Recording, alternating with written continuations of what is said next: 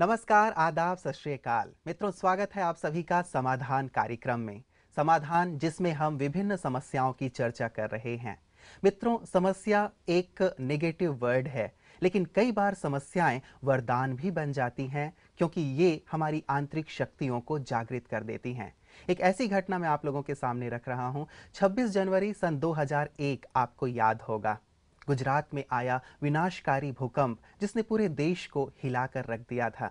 लेकिन इसी में एक ऐसी घटना घटी जो हम सब के लिए बहुत प्रेरक है। कच्छ भुज के हॉस्पिटल में एक कंप्लीटली पैरालाइज्ड पेशेंट लेटा हुआ था।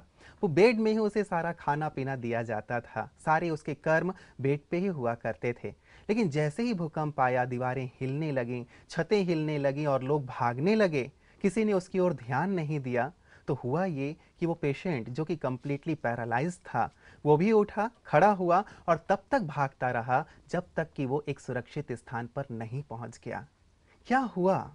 एक चमत्कार हो गया। जैसे एक समस्या ने उसकी आंतरिक शक्तियों को जागृत कर दिया। तो इसी प्रकार समस्या कई बार हमारे लिए वरदान भी बन जाती है। इसके इस पहलू पर भी हम अवश्य विचार करें। और इस चर्चा को आगे बढ़ाने के लिए हमारे साथ हमेशा की तरह आदरणीय सूर्य भाई जी हैं। आइए उनका स्वागत करते हैं।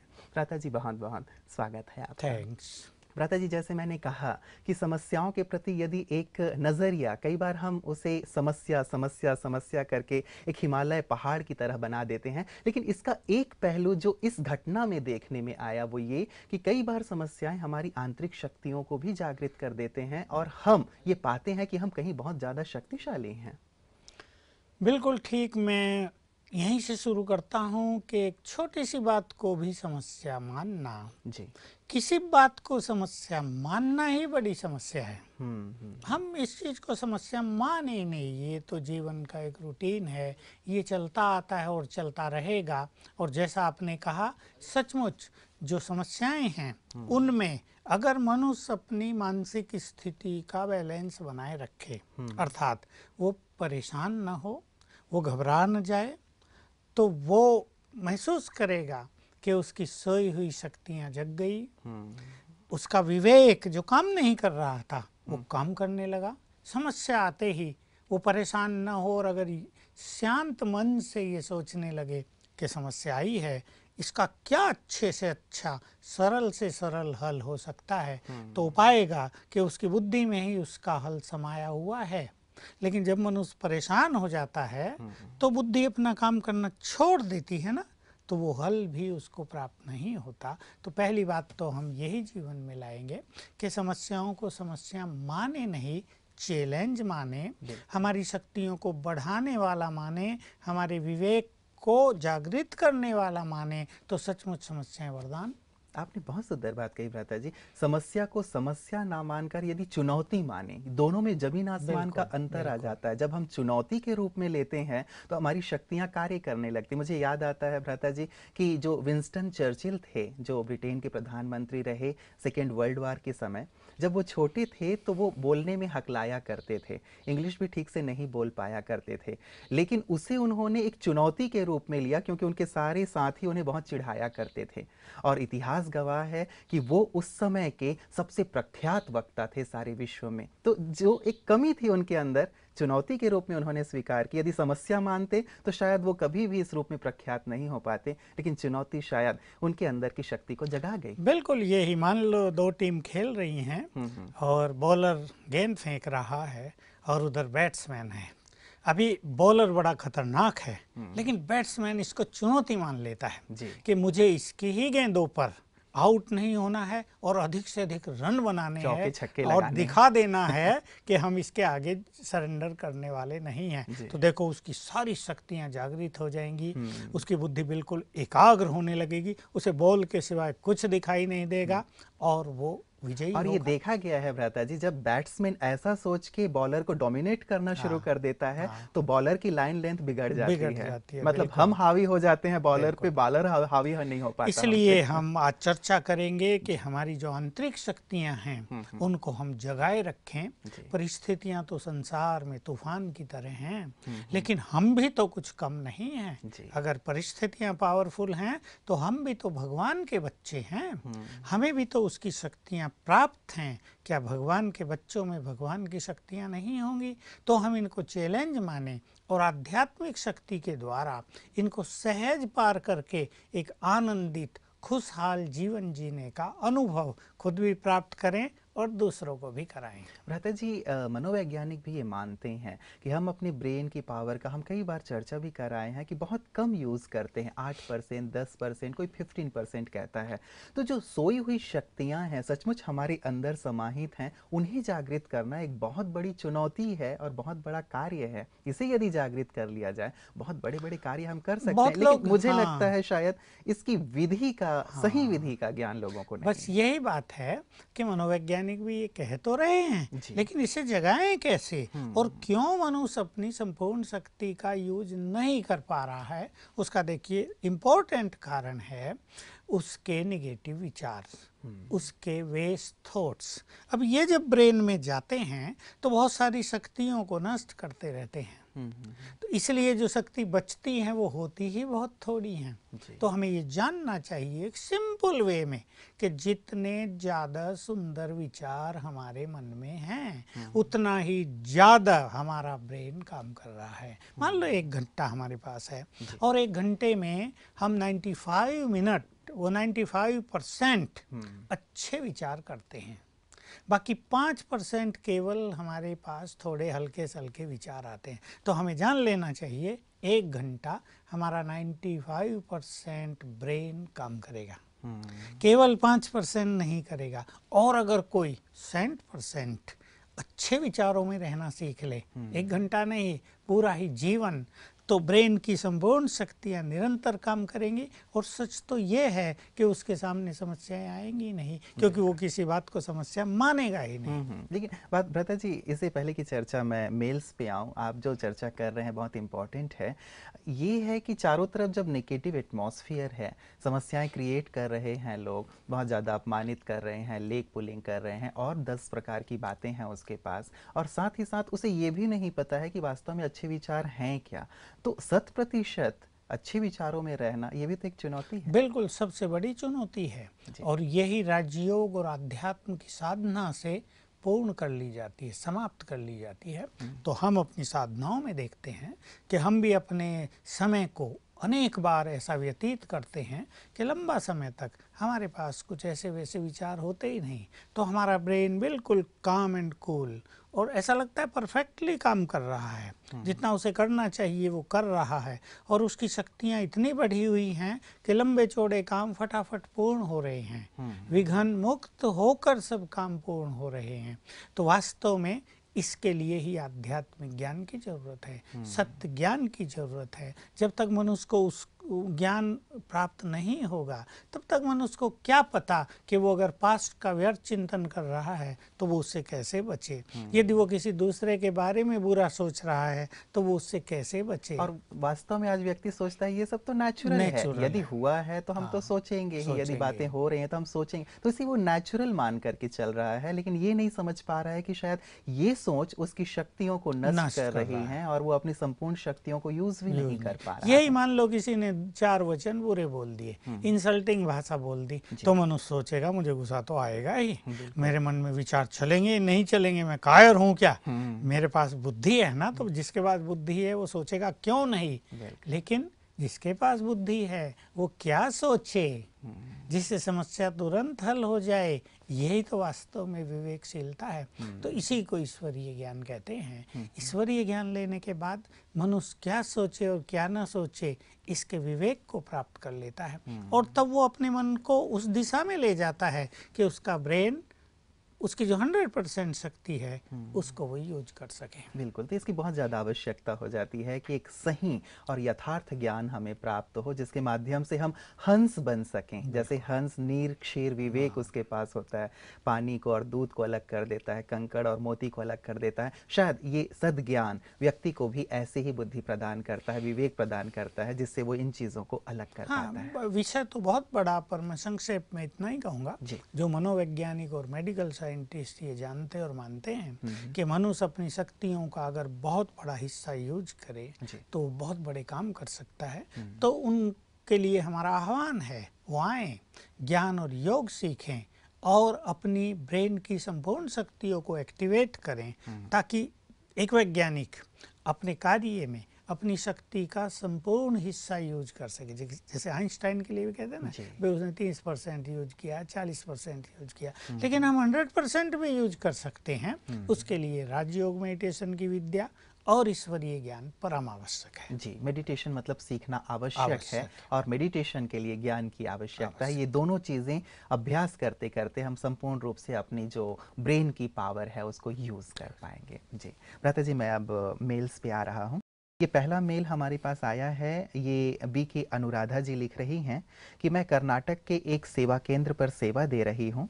मैं सेवा में बहुत मेहनत करती हूँ, लेकिन स्टूडेंट्स की वृद्धि नहीं हो रही है, मैं क्या करूँ? हाँ, देखिए बहुत अच्छी बात है, क्योंकि इन ब्रह्मा कुमारी बहनों ने अपना संपूर्ण जीवन ईश्वरीय सेवाओं में अर्पित कर लिया है। अपने लिए इन्होंने कुछ नहीं किया, केवल समाज को देने के लिए अपनी कुर्बानी कर दी है। उसके लिए इन्होंने पवित्र जीवन अपना लिया और साधनाओं का पथ अपना लिया। तो ये बिल्कुल नेचुरल है कि अगर ऐसा करने के बाद भी सेवाओं में वृद्धि नहीं होती तो मनुष्य को अच्छा नहीं लगता है। चारों ओर सेवाओं की रिमझिम हो, सभी लोगों को सुख मिल रहा हो, इनके त्याग भरे जीवन से सबको प्रेरणा मिल रही हो, तो उनको बहुत आनंद होता है। तो ऐसे में मैं इनको एक विधि बताऊंगा, केवल एक विधि। अपने सेंटर के माहौल को पावरफुल बनाएं।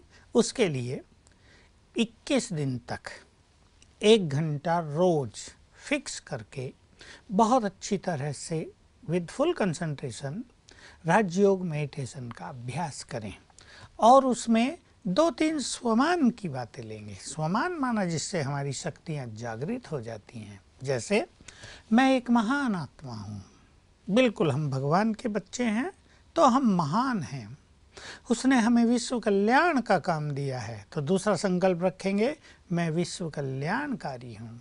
तीसरा संकल्प रखेंगे, जो स्वयं भगवान ने हमें याद दिलाया है, तुम पूर्वज हो, तुम वही हो जिनकी मंदिरों में पूजा हो रही है। तो तीसरा संकल्प रखेंगे, मैं पूर्वज हूँ। और चौथा संकल्प, मैं इष्ट देवी हूँ। ये 4 स्वमान हैं। इनको बहुत अच्छी फीलिंग में लाकर 1 घंटा पावरफुल राजयोग मेडिटेशन करेंगे। जब हम पावरफुल संकल्पों और स्वमानों के साथ, जब हम पावरफुल मेडिटेशन कहते हैं, तो उसका अर्थ होता है कि मन बुद्धि और कहीं भटके नहीं। 21 दिन ऐसा करेंगे, और योग के बाद में देवकुल की आत्माओं का आह्वान करेंगे कि हमारे आसपास, मान लो हमारा शहर है, तो 10-20 किलोमीटर के एरिया में जो भी देवकुल की आत्माएं हैं, वो सब शिव बाबा के पास आ जाओ। जैसे उन्हें हम बुलाएंगे, जैसे कोई आवाज़ दे के किसी को बुलाता है, हम मन की आवाज़ से देवकुल की आत्माओं का आह्वान करेंगे। निश्चित रूप से इससे सेवा वृद्धि होगी। ऐसे बहुत सारे सफल प्रयोग बहनों ने किए हैं। मुझे एक बहुत अच्छा अनुभव एक बहन का याद आ रहा है, जिसने मुझे बताया। वो मेरे से मिलने आई थी और उसने कहा था, अभी वो नई ब्रह्मा कुमारी बहन है, केवल 5 साल उसे हुए हैं सेवा केंद्र पर रहते, और अभी अभी दिल्ली में एक जगह उसको किसी सेवा स्थान पर भेजा है। वहाँ कुछ सेवा नहीं थी, और वो बहुत खुश हुई कि यहाँ सेवा नहीं है और मैं यहाँ की सेवा को पढ़ाऊँ। उसने मुझे कहा, मैं 1100 स्टूडेंट बनाना चाहती हूँ। मैंने पूछा 1100 क्यों? कहा बस मुझे संकल्प है कि मैं 1100 बनाऊँ। मैंने कहा ठीक है, 2 साल में तुम्हें 1100 स्टूडेंट तैयार करने हैं, और ऐसा करना 1 साल में कम से कम 6 बार 21-21 दिन की, इसे हम भट्टी कहते हैं, योग भट्टी करना। जैसे मैंने अभी बताया, वही 4 स्वमान लेकर। तो 2 मास हो गए हैं। उसने मुझे बताया कि देखो ये गुड न्यूज़ है कि 2 मास में हमारे स्टूडेंट्स की संख्या 128 हो गई है। सो 2-4 से 128। तो मैंने उसको बहुत अभिनंदन दिया, और मैंने कहा तुम तो निश्चित रूप से 2 साल में 1100 स्टूडेंट तैयार कर लोगी। 1100 लोगों को पवित्र बना देना, राजयोग की ओर मोड़ देना, उनकी जीवन धारा को बदल देना, उनको व्यसनों से मुक्त करना। हिसाब निकाला उसने, 1100 में से 128 हुए तो लगभग 12% काम पूरा। मुझे बहुत खुशी हुई। और सचमुच अगर सेवा करने वाले हमारे सभी भाई बहनें योग के प्रयोग के द्वारा अपनी सेवा की वृद्धि करें तो सेवाओं में जो भागदौड़ होती है, जो तन मन धन की एनर्जी यूज की जाती है, वो सब बच जाएगी और तीव्र गति से सेवा में सफलता प्राप्त। तो अनुराधा जी भी इसी प्रकार का अभ्यास करें तो इनकी भी जो ये समस्या है कि स्टूडेंट्स नहीं बढ़ रहे हैं, निश्चित रूप से इन्हें भी बहुत अच्छे रिजल्ट मिलेंगे और इनके पास भी बहुत सारे स्टूडेंट्स होंगे। ये एक अनाम मेल है भ्राता जी, किसी ने अपना नाम नहीं लिखा है इसमें, लेकिन ये मेल समस्या के रूप में इन्होंने हमें भेजा है और ये कहती हैं कि मेरे पति व मेरी सास मुझे शुरू से पसंद नहीं करते थे। वे मुझसे बात बात पर झगड़ा किया करते थे। उन्होंने मुझे घर से निकाल दिया है और कुछ समय से मैं अपने भाई के साथ रह रही हूँ, लेकिन भाई के घर में मेरा मन नहीं लग रहा है। कुछ लोग मुझे वापस ससुराल चले जाने की सलाह दे रहे हैं और मुझे भी लग रहा है कि मुझे अपने ससुराल चले जाना चाहिए, लेकिन मैं कंफ्यूज्ड हूँ कि मुझे क्या करना चाहिए, यहाँ रहूँ या वहाँ जाऊँ। कृपया मेरा मार्गदर्शन करें। देखिए, इससे पहले कि ये निर्णय लें, नज़दीक के किसी ब्रह्मा कुमारी आश्रम पर जाकर थोड़ा ईश्वरीय ज्ञान लें, राजयोग मेडिटेशन करें, अपने बारे में बहुत कुछ जानें, कर्मों की गुह्य गति के बारे में जानें, तो इनका चित्त शांत हो, क्योंकि इनके मन में पति और सास के लिए डेफिनेटली नेगेटिव फीलिंग्स भर गई होंगी कि उन्होंने शुरू से ही इनसे दुर्व्यवहार किया है। कभी कभी ऐसा होता है कि बच्चे का झुकाव माँ की ओर बहुत होता है और अपनी पत्नी या बच्चों की ओर बिल्कुल नहीं होता। ऐसे भी कई केस सामने आए हैं। तो पहले तो ये अपने चित्त को शांत करे और उन दोनों को क्षमा कर दे, बहुत अच्छा होगा, ताकि जो इसके मन में कटुता भर गई है और इसके मन की कटुता सबसे पहले इसे कड़वा बना रही है, इसे जहरीला कर रही है, इसकी शांति को भंग कर रही है, इसके जीवन में जो बहुत सुख होना चाहिए था पारिवारिक, उसको नष्ट कर रही है, वो समाप्त हो जाए। और उन दोनों के प्रति क्षमा भाव के साथ दोनों के प्रति शुभ भावना ले आए। और जब ज्ञान योग ये सीखेंगी तो इनको एक चीज़ सिखाई जाएगी कि सभी आत्माएं हैं और ये संसार एक विशाल नाटक है। सभी आत्माएं इसमें देह रूपी वस्त्र पहनकर अपना अपना पार्ट प्ले कर रहे हैं। तो पति और सास दोनों भी आत्माएं हैं और अपना अपना पार्ट प्ले कर रही हैं। तो इस दृष्टि से इनके मन की कटुता समाप्त होगी। और मेरी तो राय ये है, भाई के पास तो कब तक रहेंगी, किसी नारी को अपने ही घर में रहना शोभा देता है। समस्याएं तो हैं, लेकिन अपनी शुभ भावनाओं से ये उनका हल कर सकती है, इसे वहीं जाना चाहिए। और इम्पोर्टेंट बात यह है कि उन्हें बदलने की बजाय अपने को बदलना चाहिए, क्योंकि जब मनुष्य के साथ ऐसा व्यवहार होता है तो मनुष्य अपने को नहीं देख पाता। उसे लगता है ये दोनों मेरे शत्रु हैं, ये दोनों मुझे कष्ट पहुंचा रहे हैं, मेरे जीवन के साथ खेल रहे हैं, मुझे बिल्कुल नष्ट कर देना चाहते हैं। तो इनकी अपनी निगेटिव भावनाएं उनको पहुंचती हैं और उनका गलत व्यवहार भी बढ़ने लगता है। इसलिए मैं इस बहन को कहूँगा कि अपने को चेंज करें। अगर कोई इनका संस्कार ऐसा हो जो दूसरों को बुरा लगता हो, इनका बात करने का तरीका ऐसा हो जो दूसरों को भाता ना हो, इनका कर्म करने का तरीका ढीला ढाला हो। कई लोग बहुत ठंडा काम करते हैं, कुछ करते हैं कुछ नहीं करते, उसको भी ये ठीक करें तो वो इन्हें पसंद करेंगे। और देखिए, स्पिरिचुअलिटी का मैं एक बहुत अच्छा सिद्धांत इस बहन के लिए सुना देता हूँ, सभी हमारे दर्शक भी सुन लें। संसार में लोग कहते हैं कि हमें कोई प्यार नहीं करता, कई जगह ये समस्याएं दिखाई देती हैं, लेकिन पहले तो मनुष्य को ये कारण ढूंढना चाहिए कि मुझे कोई प्यार क्यों नहीं करता। प्यार तो हर मनुष्य के पास है, हर मनुष्य दूसरे को प्यार देना भी चाहता है, पर यदि मुझे दूसरे लोग प्यार नहीं दे रहे तो कहीं ना कहीं मेरी भी कुछ गड़बड़ है। लेकिन मैं इसका एक सुंदर समाधान कहूँगा, जो आत्मा स्वयं को देह से न्यारा अनुभव करती है उसे सबका प्यार स्वतः ही मिलता है। बहुत सुंदर ये स्पिरिचुअल फिलॉसफी है। इसलिए इस बहन के लिए राय है कि वो राजयोग मेडिटेशन सीखकर, मैं आत्मा हूँ, ये देह अलग है, मैं आत्मा बिल्कुल अलग हूँ, मैं तो पवित्र आत्मा हूँ, बिल्कुल शुद्ध हूँ, शक्तिशाली हूँ, मैं भी इस देह रूपी चोले को धारण करके इस विश्व नाटक में पार्ट प्ले कर रही हूँ। बिल्कुल मैं अलग, ये देह अलग।